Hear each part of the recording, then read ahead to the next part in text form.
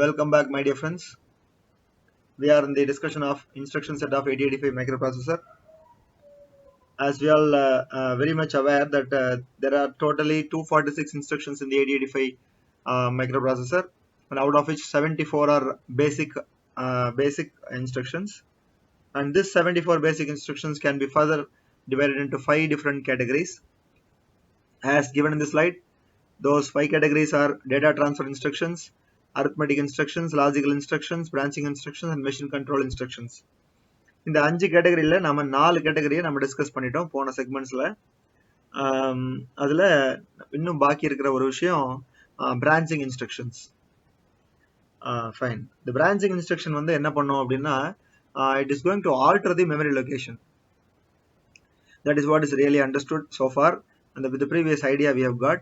நம்ம இதை முன்னாடி சில கோர்சஸ்ல பண்ணியிருந்திருக்கலாம், இல்ல ஸ்கூல் லைஃப்ல ஏதாவது பண்ணியிருந்திருக்கலாம் அந்த பிரான்ச்சிங் இன்ஸ்ட்ரக்ஷன்ஸை பத்தி. அதாவது ப்ரோக்ராம் அப்படிங்கிறது வந்து set of instructions.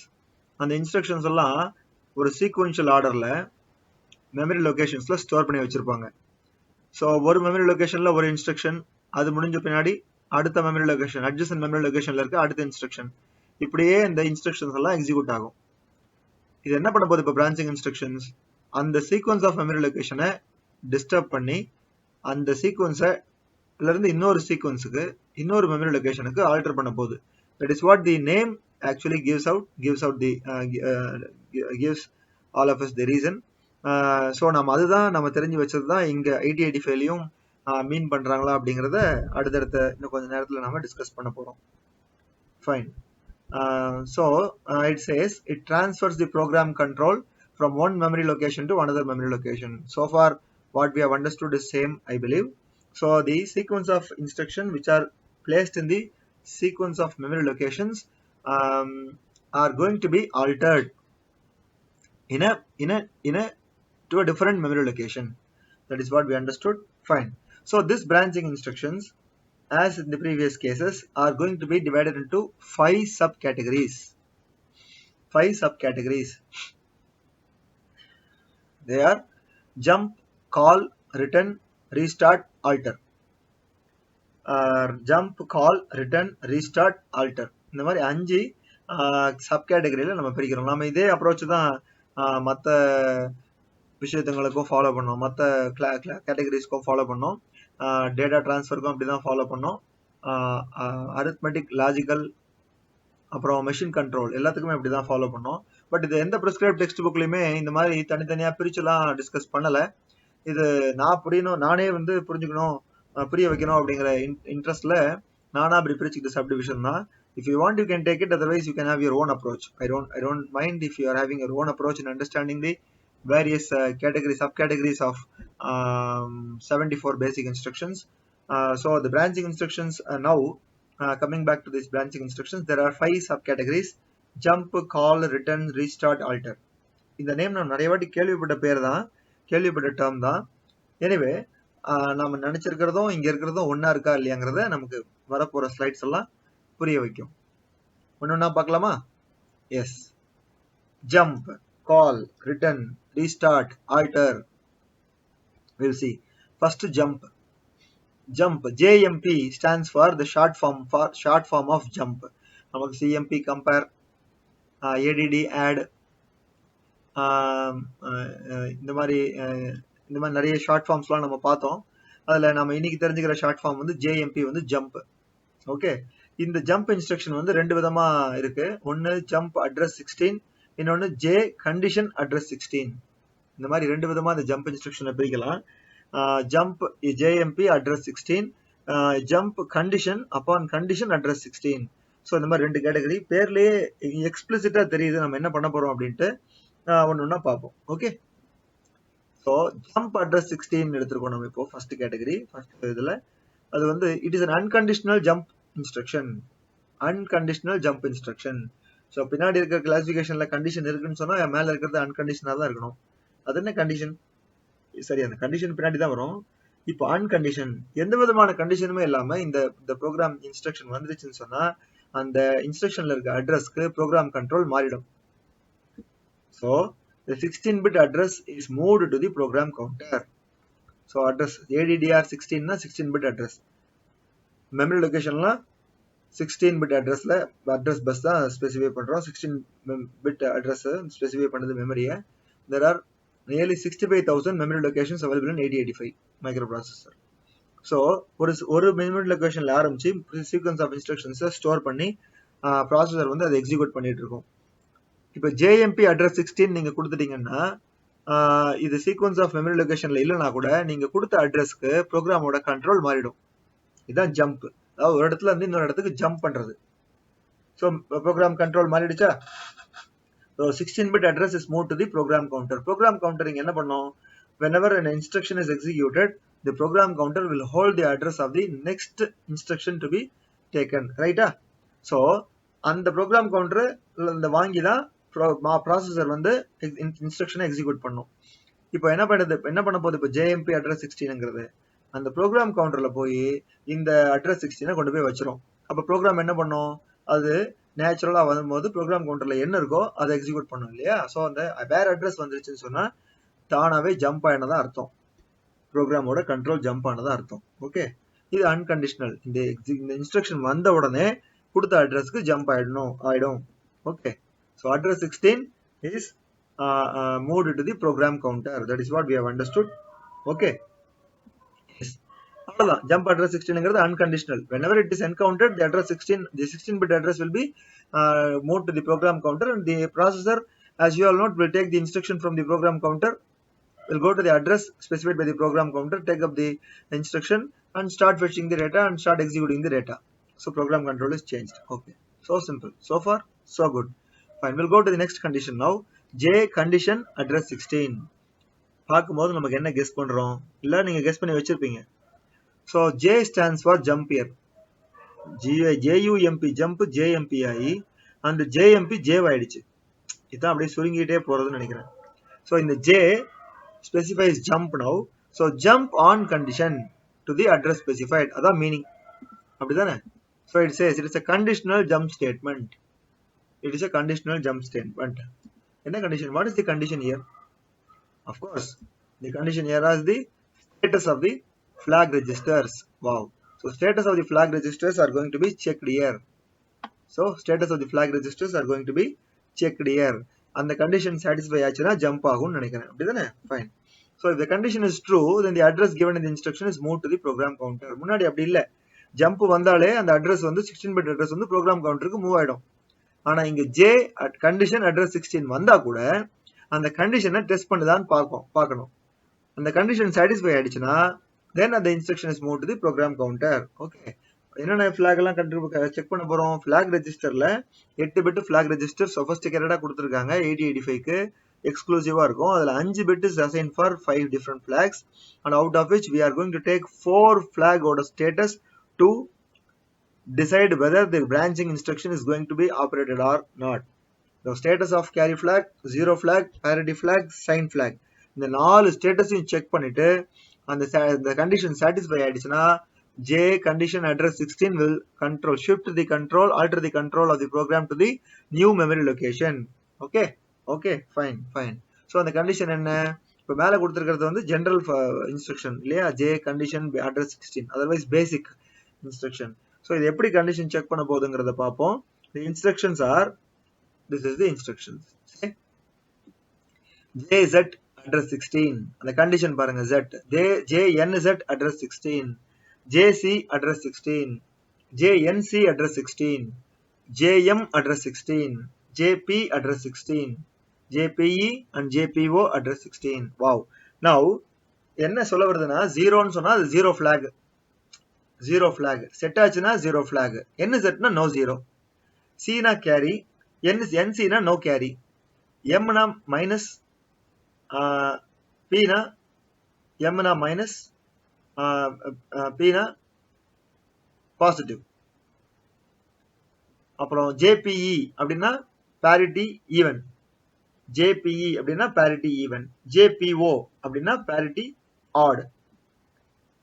Okay, parity odd. So இந்த கண்டிஷன்லாம் செக் பண்ண போகுது. நல்லா கவனிச்சோம்னா 4 ஃபிளாகோட கண்டிஷன்ஸை செக் பண்ண போகுதுன்னு நம்ம சொல்லலாம். இந்த 4 ஃபிளாக் இதில் வருதா? இந்த 4 ஃபிளாக் என்னெல்லாம் பார்த்தோம்? ப்ரீவியஸ் ஸ்லைட்ல பார்த்தோம் இல்லையா?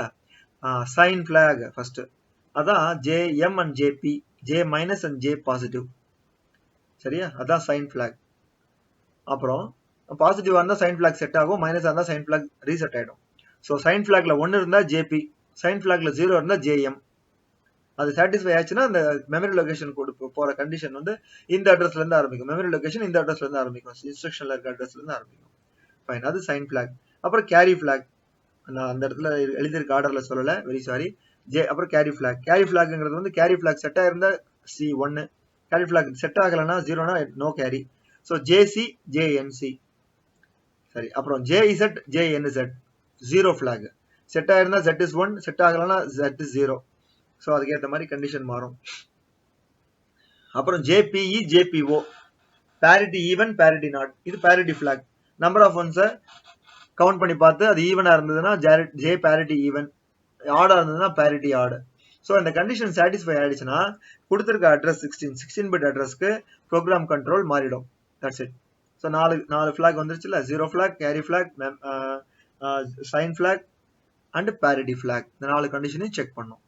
So far so simple, right? So good. Fine. So this is what about jump instruction. So program jumps from one memory location to another memory location. So it forms a branch. It comes under branching instruction. Now we'll go to the next type, call. Call address 16. It has two different instructions under this. Call address 16. Call on condition address 16. So explicitly it is seen that it is going to be same as the jump instruction. Which one of them works unconditionally and other works on condition. We'll see one by one. Call address 16. Calling, it is a conditional call instruction. Where do we use this call instruction? We were actually talking about subroutines, right, earlier, subprograms. That's call. அது வரணும், அந்த program இப்போ execute பண்ணி ஒரு data நம்மளுக்கு வரணும் அப்படின்னு சொன்னா நம்ம அந்த ப்ரோக்ராமை எழுதி வச்சிருக்க இடத்துக்கு மெமரி லொகேஷனை மாற்றணும். அப்போ கால் பண்றது, கால் சப்ரூட்டின், வா இந்த வேலையை பண்ணி கொடு அப்படின்னு ஒரு சபார்டினேட்டை கேட்குற மாதிரி ஒரு ப்ராசஸர்ல இருக்கக்கூடிய மெயின் ப்ரோக்ராம் சப்ரூட்டின் ப்ரோக்ராமை எக்ஸிக்யூட் பண்ண ஆரம்பிக்கும் ஒரு டேட்டாக்காக வேண்டி. அப்போ கால் பண்றது. Okay, it is conditional call instruction. It is unconditional call. நான் சின்னதாக மிஸ்டேக் பண்ணிட்டாங்க, அன்கண்டிஷனல்னு போட்டிருக்கணும், கீழே உள்ளதுதான் conditional. So calls a subroutine program, as I have said. It is going to call a subroutine program to operate on a special parameter to get the special parameter output out of it. And then this instruction, when it is executed, the address in the program counter is pushed to the stack. Wow. So when this instruction என்ன நடக்குது பாருங்க. இப்போ இந்த instruction வந்துச்சுன்னா முன்னாடி it is same as jump னு சொன்னோம், அப்படிதானே? அப்படி இல்ல, பாத்தீங்களா, லைட்டா மாறி இருக்கு. ஜம்ப்ல வந்து அட்ரஸ் 16 வந்துருச்சுன்னு சொன்னா அந்த அட்ரஸ் 16 வந்து ப்ரோக்ராம் கவுண்டருக்கு வந்துரும். Program counter will have the sequence of instructions to be operated. அந்த சீக்வன்ஸ்க்குள்ள இந்த ப்ரோக்ராம் கவுண்டர்ல வேணுன்ற அட்ரஸ் வந்து அந்த ஜம்ப் இன்ஸ்ட்ரக்ஷன்ல இருக்கக்கூடிய அட்ரஸ் வந்துரும். அதுதான் ஜம்ப். பட் கால்ல என்ன அது பாருங்க. when it is executed, the address in the program counter, இருக்கிற address in the program counter is pushed to the stack. ஸ்டாக்கு புஷ் பண்ணிரும். புஷ்ங்கிறது டெக்னிக்கல் டேர்ம், இங்க அது instruction. address in the PC is going to be pushed to the stack. We'll be talking about, we were actually talking about stack in many occasions, right? We'll see it if time permits at the end of this discussion what does a stack actually means. For now you can take it that it is a RAM memory location is actually stack, and top of the stack is stack pointer. We'll come back to that, as I said, later on. So now the instruction, when it is executed, the address in the program counter is pushed to the stack. Program கவுண்டர்ல இருக்க இன்ஸ்ட்ரக்ஷனை stock push பண்ணி விட்டுருவோம். Okay, இதான் பிசில இருந்து stock பாயிண்டருக்கு போயிடும். Stock பாயிண்டர்ங்கிறது ஸ்டாக்ல இருக்கக்கூடிய top memory location stock பாயிண்டர்னு சொல்லுவோம். we should recall something now that the 8085 microprocessor has dedicated 6 general purpose registers, 6 general purpose registers, and along with the accumulator it makes 7. These 6 general purpose registers can be used individually or in pair. So 8 individually, in pair na 16. So இந்த BCDEHLங்கிற register பேர், அதுக்கு கீழேயே நமக்கு program counter stock pointer அப்படின்னு நம்ம பார்த்தோம் ஆர்கிடெக்சர்ல, ஞாபகம் இருக்கா? ஸோ ஸ்டாக் பாயிண்டர்ங்கிறதும் 16 bit register. Okay, fine. For now it is a constructive diversion anyway. We'll come back to stack later on. Now what we know? When this instruction is going to be executed, the address in the call instruction will be address in the program counter, it will be pushed to the stack. We'll be seeing for what all these things in the coming slides. Okay, so the address given in the instruction is now push to the program counter. அதாவது நம்ம program counter will hold the address of the next instruction. இப்போ என்ன ஆயிடும், கால் address வந்துருச்சுன்னா, கால் instruction வந்துருச்சுன்னு சொன்னா, இப்போ கால் instruction வரலன்னு வச்சுக்கோங்களேன், அந்த ப்ரோக்ராம் கவுண்டர் இன்ஸ்ட்ரக்ஷன் தான் உள்ள போய் எக்ஸிக்யூட் ஆயிருக்கும். பட் கால் இன்ஸ்ட்ரக்ஷன் வந்துருச்சுன்னு சொன்னா ப்ரோக்ராம் கவுண்டர்ல இருக்க இன்ஸ்ட்ரக்ஷனை கொண்டு போய் ஸ்டாக்ல வச்சிடணும். அப்ப எதை எக்ஸிக்யூட் பண்றது, கால் இன்ஸ்ட்ரக்ஷன்ல இருக்க அட்ரஸை கொண்டு ப்ரோக்ராம் கவுண்டர்ல வச்சிடணும். இது தள்ளி வைக்கிற மாதிரி, தள்ளி விடுற மாதிரி. எப்படி இருக்கிற அட்ரஸ், ப்ரோக்ராம் கவுண்டர்ல இருக்க அட்ரஸ் அடுத்ததான் எக்ஸிக்யூட் ஆக போகுது, அதை எக்ஸிக்யூட் பண்ணக்கூடாது இல்லையா. சப்ரோட்டின் தனியா எழுதி வச்சிருக்கோம் ஒரு மெமரி லொகேஷன்ல இருந்து. அந்த சப்ரோட்டினோட அட்ரஸ் இருக்குல்ல, ஸ்டார்டிங் அட்ரஸ், அதை கொண்டு ப்ரோக்ராம் கவுண்டர்ல வச்சு விட்டுரும். இது இந்த கால் இன்ஸ்ட்ரக்ஷன். அதை கொண்டு இருக்கிற ஆளை தள்ளி விட்டுட்டு இன்னொரு ஆளை கொண்டு வந்து வைக்கிறது. ஸோ அங்கிருந்து ப்ரோக்ராம் கவுண்டருக்கு தெரிஞ்சதோ தெரியலையோ அங்கிருந்து ப்ரோக்ராம் எக்ஸிக்யூட் பண்ண ஆரம்பிச்சிடும். அதான் மீனிங். ஓகே, இதுல எந்த கண்டிஷனையும் செக் பண்ணாது, அன்கண்டிஷனல். இப்போ இதுல கண்டிஷன் செக் பண்ணிச்சுன்னா அது call on condition address 16. That is what we understand, right? Yes, பார்ப்போம். Fine. This address 16 is moved to the program counter. There is going to be a two-step process here. Unlike the jump instruction. Jump instruction, what happened? The address 16 is directly pushed to the program counter, right? But in call instruction, what happens? You should always compare and study so that you can understand. It will make you understand better. Okay. In jump instruction, in unconditional jump instruction, we had JMP address 16. This address 16 will be pushed to the program counter, and that program counter knowingly or unknowingly will start executing the new address given. Now here in call instruction there is going to be a two-step process. Direct program counter ku push பண்ணல, என்ன ஆயிடுச்சு, இருக்கிற program கவுண்டர்ல இருக்கிற address தூக்கி stock பாயிண்டர்ல வச்சுட்டு இன்ஸ்ட்ரக்ஷன்ல கொடுத்த address தூக்கி program கவுண்டர்ல வச்சிரும். ஸோ அது பாட்டு எக்ஸிக்யூட் பண்ண ஆரம்பிச்சிடும். சரியா? Fine. Okay. Now there is the second type. We are going to the second type, call on condition address 16. It is the conditional subroutine call instruction. On condition, it is going to check. Same thing is applicable now as in the case of jump instruction. We have these are all the things which we have. Call on 0, call on no 0, CZ and ZNZ. Okay. Apra call on carry, call on no carry, call on minus, call on positive, call on parity even, call on parity odd.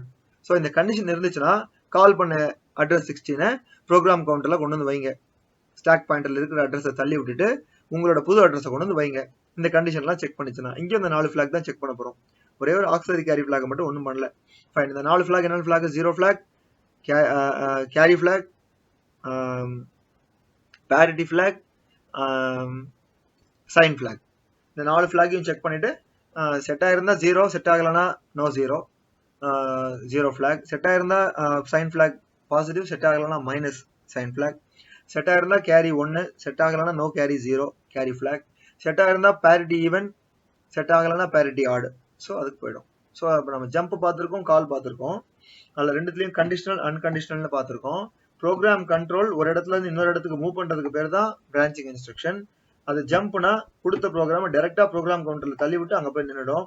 But கால் இன்ஸ்ட்ரக்ஷன்ல இருந்த program counter இன்ஸ்ட்ரக்ஷனை stock தள்ளி விட்டுட்டு, எதுக்குன்றத பின்னாடி பார்ப்போம், stock தள்ளி விட்டுட்டு புது address, இன்ஸ்ட்ரக்ஷன்ல இருக்க புது அட்ரஸ் ப்ரோக்ராம் கவுண்டருக்கு வந்துடும்.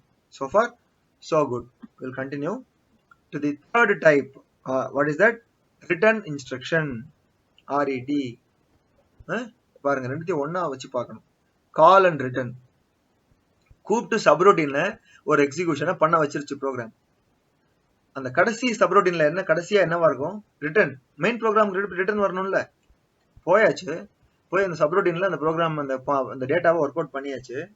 திருப்பி மெயின் ப்ரோக்ராம் வரணுமே, அதுக்கு நம்ம ரிட்டர்ன் ஆகணும் இல்லையா? ஸோ அந்த சப்ரோட்டீனோட கடைசி ப்ரோக்ராம் இன்ஸ்ட்ரக்ஷன் என்னவா இருக்கும்? ரிட்டர்ன் இன்ஸ்ட்ரக்ஷனா இருக்கும்.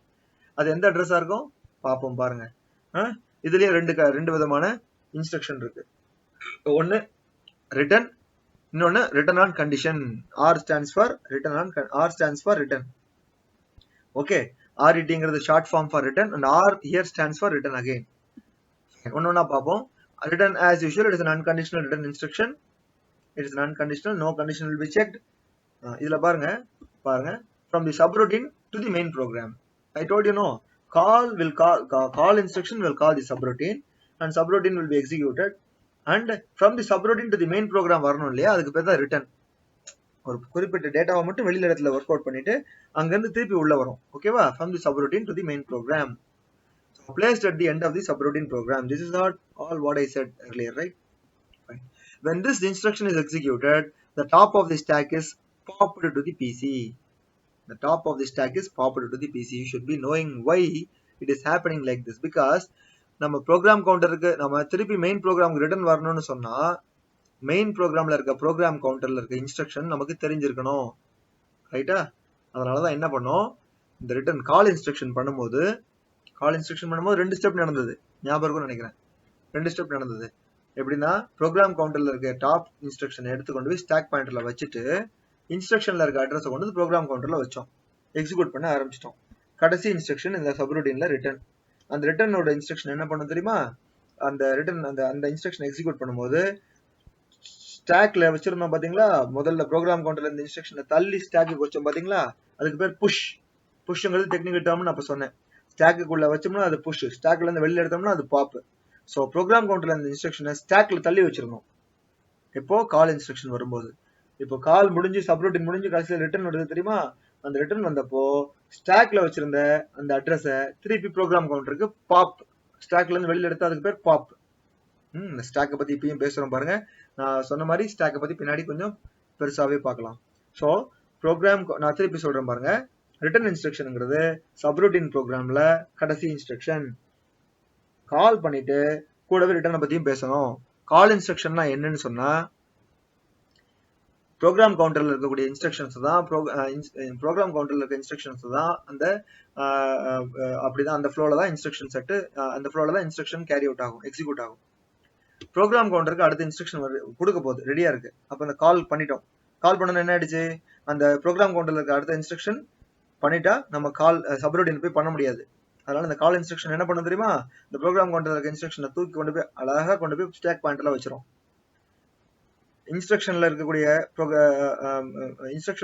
அட்ரஸ் இருக்குல்ல, அதை கொண்டு வந்து ப்ரோக்ராம் கவுண்டர்ல வச்சிரும். அப்ப என்ன ஆகும், அது எக்ஸிக்யூட் ஆக ஆரம்பிச்சிடும். எக்ஸிக்யூட் பண்ணி முடிச்சிடும் சப்ரூட்டின். கடைசி ஸ்டேட்மெண்ட்டுக்கு வந்துருச்சு, கடைசி இன்ஸ்ட்ரக்ஷனுக்கு வந்துருச்சு. அந்த கடைசி இன்ஸ்ட்ரக்ஷன் எக்ஸிக்யூட் பண்ணும்போது ரிட்டர்ன் இன்ஸ்ட்ரக்ஷன் தான் இருக்கும். ரிட்டர்ன் இன்ஸ்ட்ரக்ஷன் என்ன பண்ண தெரியுமா, இந்த ஸ்டாக் பாயிண்டர்ல வச்சது பாருங்க, ஒரு அட்ரஸ் முன்னாடி ஒதுக்கி வச்சிருந்தோம் இல்லையா, தள்ளி வச்சிருந்தோம் இல்லையா, அதை கொண்டே ப்ரோக்ராம் கவுண்டர்ல வச்சிரும். அப்ப என்ன ஆகும், ப்ரோக்ராம் கவுண்டர்ல இருக்க இன்ஸ்ட்ரக்ஷன் திருப்பி எக்ஸிக்யூட் ஆக ஆரம்பிச்சிடும். இப்படிதான் சப்ரூட்டின்ல எக்ஸிக்யூட் ஆகி திருப்பி மெயின் ப்ரோக்ராமுக்கு அந்த கண்ட்ரோல் மாறும். இதுல ஒரு விஷயம் தெரிஞ்சுக்கிட்டோம், stack plays a role. Stack வந்து ஒரு செகண்ட் ஃபிடில் பிளே பண்ணுது, கூடவே ஒரு ஃப்ரெண்டு மாதிரி பிளே பண்ணுது. ஓகே, அந்த ஸ்டாக். அதுக்கப்புறம் இன்னொரு டேர்ம் தெரிஞ்சுக்கிட்டோம், புஷிங் அண்ட் பாப்பிங். ஸ்டாக்குள்ள மெமரி அட்ரஸை உள்ள ஸ்டாக் உள்ள டேட்டாவை திணிச்சோம்னா அதுக்கு பேர் புஷ். ஸ்டாக்ல இருந்து வெளில எடுத்தோம்னா அதுக்கு பேர் pop. Okay, stack is an interesting phenomenon, interesting thing in 8085 microprocessor. We'll be discussing it later on. Okay, now stack pointer to PC. When executing a call instruction, the return address is pushed to the stack, and now the return instruction pops that to the program counter. It looks fantastic, right? Fine. We'll go to the second thing. It is a conditional return instruction after checking the status of the flags. Rest all same. முதல்ல flag கண்டுக்கவே இல்லாம பண்ணோம், இப்போ check பண்ணிட்டு போலாம். இது ஓகேவா இருந்தா போலாம், மத்ததெல்லாம் same. It checks again 8 categories. There is no address here, right? முன்னாடி ஜம்ப்லயும் கால்லயும் 16 bit அட்ரஸ் இருந்துச்சு, பட் ரிட்டர்ன்ல அட்ரஸ் கிடையாது. ஏன் ரிட்டர்ன்ல அட்ரஸ் கிடையாது? ஏன்னா ஆல்ரெடி மெயின் ப்ரோக்ராம்ல இருக்க அட்ரஸ் தானே அந்த அட்ரஸ், ரிட்டர்ன் ஆறது தானே. நம்ம புதுசா அந்த அட்ரஸ் ஸ்பெசிஃபை பண்ணணும்னு அவசியம் கிடையாது.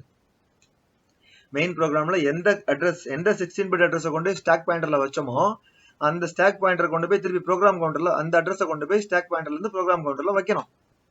அதுக்கு நம்ம புதுசா அட்ரஸ் கொடுக்கணும், அதனால ரிட்டர்ன்ல அட்ரஸ் கிடையாது. So RZ zero flag, NZ 0 flag reset ஆகுறது, சிங்கிறது கேரி, நோ கேரிங்கிறது ரீசெட் ஆகுறது, மைனஸ்ங்கிறது சைன் ஃபிளாக் நெகட்டிவ், பாசிட்டிவ்ங்கிறது சைன் ஃபிளாக் பாசிட்டிவ், பேரிட்டி ஈவனுங்கிறது PE, பேரிட்டி ஆடுங்கிறது odd number of ones. இதுதான் ரிட்டர்ன் இன்ஸ்ட்ரக்ஷன். ஓகே, பாக்கி உள்ள ரெண்டு ரீஸ்டார்ட் அண்ட் ஆல்டரை ஒரு சின்ன பிரேக் அப்புறம் பார்ப்போமா? Okay, so far so good.